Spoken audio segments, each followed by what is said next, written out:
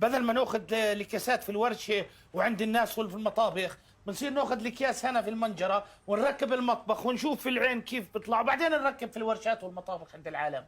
ولك اذا امي بتفهم بنجاره انت بتفهم فيها، شو دخل قياساتنا بقياسات مطابخ الناس ها؟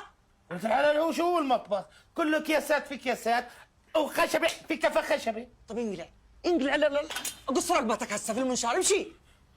لوح معلم خلود. معلم خذ لك اكياسات مطبخ الحمام. يلا. يلا اطلع ولا انا باخذه. تعال تعال.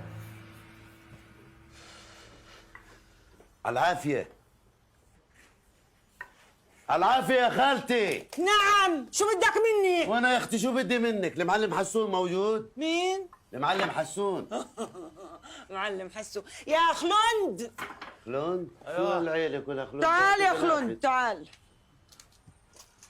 ليش يا خلون قدام الكاستمر؟ تحكي ليش خلون؟ قدام مين؟ الكاستمر. الكسب بمزعقوك. ولا بعرضين معلم حسون، لا سمعت انه شغلك نظيف نظيف نظيف، وانا عرسي كمان 10 ايام بدي تعمل لي مطبخ مستعجل. 10 ايام كثير، 10 ايام بكون مسلم 20 30 مطبخ، 3 ايام بكون مسلمه. 3 ايام؟ ابوك الله يرحمه معلم كان يومين يسلم المطبخ. طب روح اشتغلي عنده الله يرحمه، اشتغلوا مع يا بعض. حبيبي بكره بتمر علي ماشي؟ خلص يا زلمه.